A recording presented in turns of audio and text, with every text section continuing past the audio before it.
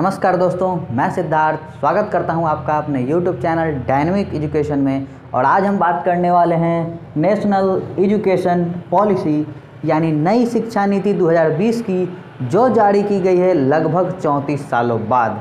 तो ध्यान से देखिए इस रिपोर्ट को। दोस्तों, नई शिक्षा नीति का लक्ष्य भारत को एक वैश्विक ज्ञान महाशक्ति बनाना है 2040 तक। जी हाँ दोस्तों, इसी बात को ध्यान में रख के इस शिक्षा नीति को विकसित किया गया है। अब हम आगे देखेंगे कि इसके मुख्य उद्देश्य क्या क्या हैं। तो अब स्कूलों के बाद वयस्क शिक्षा पाठ्यक्रम में स्कूलों के घंटे के बाद स्कूलों को हम सामुदायिक स्थलों के तौर पर भी प्रयोग कर सकते हैं। जहाँ दोस्तों आपको पता होगा कि कुछ दिनों पहले शादी विवाह आदि के लिए बंद कर दिया गया था, लेकिन अब जो ग्रामीण स्तर के विद्यालय होंगे उनको सामुदायिक कामों के लिए इस्तेमाल किया जाएगा और सभी कैंपस ICT से लैस होंगे। बहुत स्वागत योग्य कदम है। फिर आगे हम देखते हैं जो है कि ग्रेड 6-8 के दौरान राज्यों और स्थानीय समुदायों द्वारा तय किए गए महत्वपूर्ण व्यावसायिक शिल्प जैसे कि बढ़ईगिरी, बिजली का काम, धातु, बागवानी, मिट्टी के बर्तन बनाने आदि का नमूना।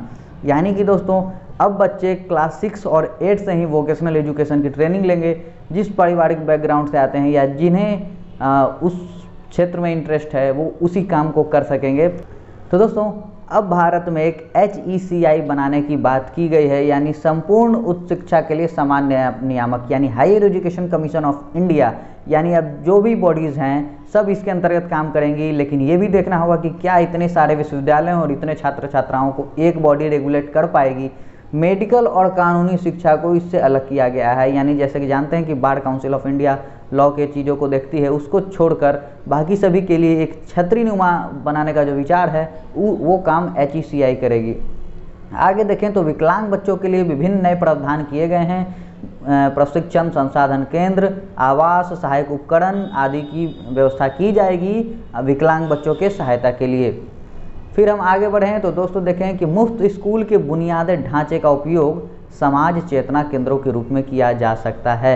जैसा कि आपने देखा होगा कि कोरोना के टाइम में भी बहुत सारे स्कूलों को क्वारंटाइन स्थल के रूप में प्रयोग किया गया था। तो इसी प्रकार अब सामाजिक चेतना के लिए भी इनको प्रयोग में लाया जा सकता है।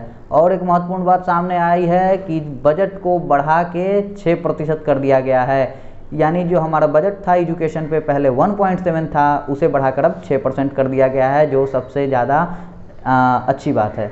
फिर हम आगे देखें तो ISL यानी भारतीय सांकेतिक भाषा का विकास के लिए पूरे देश में एक मानकीकृत भाषा का विकास किया जाएगा। सांकेतिक जो बच्चे सुनने में, देखने में या पढ़ने में असक्षम होंगे उनके लिए एक सांकेतिक मुद्रा का इस्तेमाल किया जाएगा और ये काफ़ी स्वागत योग्य कदम है जिस पे अब तक ध्यान नहीं गया था। फिर हम आगे देखेंगे कि सभी चरणों में प्रायोगिक शिक्षण में मानक शिक्षण के रूप में हाथों पर सीखने, कलाकृत, एकीकृत शिक्षा और खेल, कहानी आधारित शिक्षा शास्त्र जिसको हम पेडागोजी कहते हैं, कक्षाएं योग्यता आधारित शिक्षा पर आधारित होंगी। जी हाँ दोस्तों, कक्षाएं अब योग्यता पर आधारित होंगी जिसमें अनिवार्य सामग्री हमारा देगा। और देखिए कि स्थापित किए जाने वाले फाउंडेशन साक्षरता और न्यूमेरेसी मानव संसाधन विकास मंत्रालय, जो बदलकर अब एजुकेशन मिनिस्ट्री हो जाएगा। यानी इतना लंबा चौड़ा नाम मानव संसाधन विकास मंत्रालय हम नहीं बोलेंगे, हम सीधे इसके शिक्षा मंत्रालय के नाम से जानेंगे। तो बचपन की देखभाल के लिए शिक्षा पाठ्यक्रम की देखभाल, यानी बहुत सारे छोटे छोटे आयोग बनाने की बात की गई है। जो देखिए कि ECEC की बात की जाती है, फिर WCD है यानी स्वास्थ्य परिवार कल्याण मंत्रालय, HFW है यानी जो जनजातीय मामलों को देखेगा। मतलब हर एक क्षेत्र के लिए अलग अलग छोटे छोटे आयोग बनाने की बात की गई है जो HECI के अंतर्गत काम करेगी। HECI एक छतरीनुमा होगा जो सबको संरक्षण देगा, रेगुलेट करेगा। और अब ऐप टीवी चैनल आदि के माध्यम से पढ़ाई प्रौढ़ शिक्षा के लिए भी होगी। यानी अब जो बच्चे पढ़ाई छोड़ चुके हैं या जो युवा भी पढ़ना चाहें वो ऐप या चैनल के माध्यम से पढ़ सकेंगे। हालांकि चैनल तो अभी भी मौजूद है हमारे पास, भले ही उसका उस स्तर पर उपयोग नहीं हो पाता। ऑनलाइन मॉड्यूल को भी विकसित करने की बात की गई है, यानी ICT से सुसज्जित पुस्तकालय और एडल्ट एजुकेशन सेंटर को बनाने की बात की गई है। और अब महत्वपूर्ण बात हम देखें कि बोर्ड शिक्षा का महत्व कम कर दिया गया है। यानी वर्ष में जो 2 बार परीक्षा आयोजित की जा सकती है, यानी CCE में जो नियम चला था समेटिव सिस्टम वाला, फिर से हो सके तो उसे लागू किया जाएगा। तो लगभग वही बात है। और 2 स्तरों की परीक्षा आयोजित की जाएगी, यानी एक होगा आपका डिस्क्रिप्टिव और एक ऑब्जेक्टिव, यानी साल में 2 परीक्षाएं, यानी बोर्ड परीक्षा के दबाव को कम करने के विचार से यह चीज़ लाई गई है। अब हम आगे देखते हैं कि छात्रों के लिए 360 डिग्री, यहाँ दोस्तों 360 डिग्री कंप्रिहेंसिव रिपोर्ट कार्ड बनाने की बात की गई है। जो आप देखें कि जो भी बच्चे सीसी से मीडियम से 10 पास किया होगा, उन्होंने देखा होगा कि उनके रिपोर्ट कार्ड में बाकायदा करिकुलर एक्टिविटीज़ के भी क्षेत्र मौजूद रहते हैं, जैसे कि बागवानी में इंटरेस्ट कैसा है, बच्चों के साथ कैसा उनका व्यवहार है, पीयर्स के साथ कैसा व्यवहार, खेल कूद में कैसे हैं, अदर एक्टिविटीज़ में कैसे हैं, ओबीडियंट है कि नहीं, उसमें A-B-C ग्रेड मिलता था। तो वो 360 डिग्री रिपोर्ट कार्ड फिर से बनाने की बात की गई है। तो हम चलते हैं स्कूली शिक्षा की ओर, जो महत्वपूर्ण कदम उठाया गया है, जिसमें एक नया सर्कुलर जारी किया गया है, जिसमें 5+3+3+4 की बात की गई है। ये बिल्कुल ही नया प्रस्ताव है। जब हम 10+2 की बात करते थे तो 10+2 को 5+3+3+4 में डिवाइड कर दिया गया है, जो आयु वर्ग 3 से लेकर 18 तक के छात्रों को रखेगा।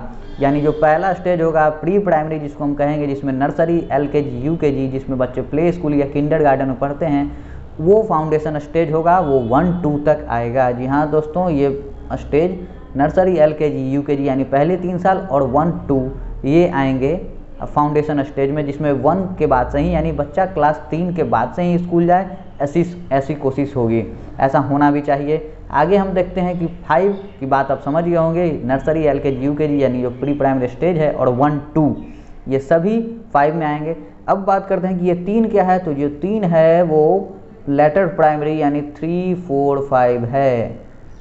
प्री प्राइमरी और प्राइमरी को एक कर दिया गया था, नर्सरी, LKG, UKG और 1-2 5 ग्रुप हो गए। ये जो तीसरा ग्रुप है ये 3, 4, 5 क्लास के ग्रुप हैं। और जो मिडिल स्कूल की जो बात की जाएगी, जो अब आएंगे अगले 6, 7, 8 में। यहाँ दोस्तों ये जो ग्रेड होगा ये 6, 7, 8 होगा, यानी +3। अब लास्ट का +4 क्या है, तो 9, 10, 11, 12, यानी पहले जो 10 तक एक साथ था और +2 यानी इंटर को अलग रखा गया था, तो 9, 10, 11, 12 को मर्ज किया जाएगा। हालांकि जो बोर्ड होंगे वो 10 और 12 में ही होंगे, लेकिन उससे पहले भी 9 में परीक्षा कराने के भी विचार है, जो कि हायर सेकेंडरी स्तर पे है। तो दोस्तों, नई शिक्षा नीति का लक्ष्य प्रधानमंत्री की अध्यक्षता में एक सर्वोच्च निकाय बनाना है। जहाँ दोस्तों एक सर्वोच्च निकाय बनाना यानी राष्ट्रीय शिक्षा आयोग बनाना है, जो सभी नीतियों का कार्यान्वयन करेगा और मूल्यांकन करेगा। अब देखते हैं कि राष्ट्रीय शिक्षा नीति के उद्देश्य क्या है। जी हाँ दोस्तों, हमने महत्वपूर्ण बातों को देखा। अब इसके ऑब्जेक्टिव्स को देखेंगे कि ऑब्जेक्टिव्स क्या है। तो इसके ऑब्जेक्टिव्स की बात करें तो 2030 तक हर जिले में या उसके आसपास कम से कम एक बहु विषयक संस्था होगी। यानी अब तक जो राज्य तक सीमित था कि हर एक राज्य में एक केंद्रीय विश्वविद्यालय बनेंगे या बड़ी इंस्टीट्यूट होगी, अब वो एक जिले में लागू कर दी गई है कि हर एक जिले में ही एक बहुविषयक बड़ी संस्था बनाने का सरकार का लक्ष्य है, जो 2030 तक ही रखा गया है, यानी आने वाले 10 सालों में। अब आगे हम देखते हैं कि इसका उद्देश्य उस शिक्षा में नामांकन अनुपात को बढ़ाना है, यानी जो ड्रॉप आउट बढ़ जाते हैं तो उस ड्रॉप आउट को कम करना सरकार का लक्ष्य है। और देखें कि 2035 तक यानी विगत 15 सालों में वोकेशनल एजुकेशन को 26.3 से बढ़ा के 50% किया जाएगा, यानी सरकार का पूरा फोकस वोकेशनल एजुकेशन पे है। आगे हम देखें कि ये भाषा, साहित्य, संगीत, दर्शन, कला, नृत्य, रंगमंच, शिक्षा, ये सभी के लिए एक HEI स्थापित करने की बात की गई है, ताकि सभी विभाग उसमें मौजूद होंगे। ध्यान दे दिएगा दोस्तों कि सिर्फ विज्ञान और गणित की बात नहीं की गई है, इसमें साहित्य और संगीत और दर्शन की बात भी की गई है, जो काफ़ी ज़्यादा स्वागत योग्य कदम है। आगे बढ़ते हैं, जो यूनिवर्सिटी लेवल की बात करें तो स्नातक की डिग्री 3 या 4 साल की होगी। जी हाँ दोस्तों, 3 या 4 साल। आज भी हम लोग जो हालांकि कानून को, विधि की पढ़ाई को इससे अलग रखा गया है, जो 5 साल की होती है, हो सके तो भविष्य में उसे भी 4 साल का किया जाएगा। तो अब जो बच्चे इंटर पास करेंगे यानी 12 पास करेंगे, उसके बाद या तो बीटेक वाले में जाएंगे जो 4 साल का होगा, या तो इंटीग्रेटेड BA BEd में जाएंगे जो भी 4 साल का होगा। तो दोस्तों अब या तो आप 3 साल का भी करेंगे और 4 साल का भी करेंगे, जिसमें कई विकल्प होंगे।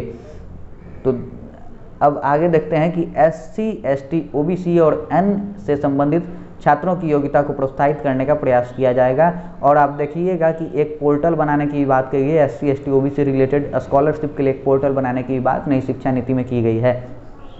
आगे हम बढ़ते हैं तो वोकेशनल एजुकेशन को अगले दशक में चरणबद्ध तरीके से सभी स्कूल और उच्च शिक्षा संस्थानों में एकीकृत किया जाएगा, यानी सब में शामिल किया जाएगा। और वोकेशनल 2013 में शुरू की गई डिग्री मौजूद रहेगी, जिसे खत्म नहीं किया जाएगा। तो आगे हम बढ़ते हुए दोस्तों, नीति एक राष्ट्रीय अनुसंधान फाउंडेशन यानी NRF बनाने की बात करती है, यानी अब रिसर्च और शोधों को बढ़ावा देने के लिए NRF एक नया आयोग बनेगा, एक नया विभाग बनेगा जो कि HECI के अंतर्गत होगा, जो रिसर्च के उपयोगिता और गुणवत्ता बढ़ाने पर जोर देगा। लेकिन वर्तमान में जिस प्रकार शोधों को कम बजट दिया जा रहा है और विश्वविद्यालयों में शोधों की स्थिति को दरकिनार किया जाता था, उसके लिए महत्वपूर्ण कदम है। देखना यह होगा कि ये किस प्रकार छात्रों को लाभान्वित करती है। आगे बढ़ें दोस्तों, तो HECI के अंतर्गत बहुत सारे हायर एजुकेशन ग्रांट, जो पहले जो UGC था UGC को हटा के अब HECI कर दिया जाएगा। जो HEGC होगा यानी हायर एजुकेशन ग्रांट कमीशन होगा, UGC अब इसी में मर्ज कर दिया जाएगा या ख़त्म कर दिया जाएगा। आगे बढ़ते हैं दोस्तों, तो व्यावसायिक परिषद जैसे कि भारतीय कृषि अनुसंधान परिषद, ICAR, NCTE, NCVET, ये सब एक निकाय के रूप में काम करेंगे, यानी एक उसके बॉडीज़ के रूप में काम करेंगे। आगे देखें तो भारतीय अनुवाद और व्याख्या संस्थान, जहाँ दोस्तों ट्रांसलेशन पे सरकार जोर देगी, भारतीय भाषाओं के अनुवाद पर जोर देगी, संस्कृत शिक्षा पर जोर देने की बात की गई है। जो अब तक संस्कृत ध्यान नहीं दिया जा रहा था, उस पर जोर देने की बात की गई, यानी भारतीय भाषाओं पर जोर देने की बात की गई है। फिर आगे हम देखें तो अन्य देशों में कैंपस स्थापित करने के लिए सर्वश्रेष्ठ विश्वविद्यालय, उच्च प्रदर्शन करने वाले भारतीय विश्वविद्यालयों को अन्य देशों में परिसर स्थापित करने के लिए प्रोत्साहित किया जाएगा। यानी जो अच्छे अच्छे विश्वविद्यालय हैं वो अब भारत में भी आ सकते हैं, जो अब्रॉड नहीं जा सकते हैं विद्यार्थी वो अब यहाँ पढ़ सकते हैं विश्वविद्यालय में, और जो अच्छे अच्छे विश्वविद्यालय होंगे उन्हें 100 विश्वविद्यालय में चयनित करके यहाँ उनके कैंपस खोलने की बात की जाएगी और विश्वविद्यालयों को भारत में काम करने की सुविधा प्रदान की जाएगी। दोस्तों इसी प्रकार यह राष्ट्रीय शिक्षा नीति है। आगे भी हम और बात करेंगे इसके विषय में, और नई सी बातें इसमें बाकी है जो हमने नहीं किए क्योंकि काफ़ी वीडियो लंबा हो जाता। जैसे कि पोर्टल बनाने की बात की गई है, MPhil को ख़त्म कर दिया गया है और उसके स्थान पर जो छात्र 4 वर्ष के ग्रेजुएशन प्रोग्राम का हिस्सा होंगे वो 1 साल में ही MA कर सकेंगे। ऐसी बहुत सी बातें हैं जिन्हें हम आगे लेके आएंगे और नई एजुकेशन पॉलिसी के लाभ के विषय में बात करेंगे। तो दोस्तों जुड़े रहिए हमारे चैनल के साथ, लाइक शेयर और सब्सक्राइब करिए। तब तक के लिए धन्यवाद।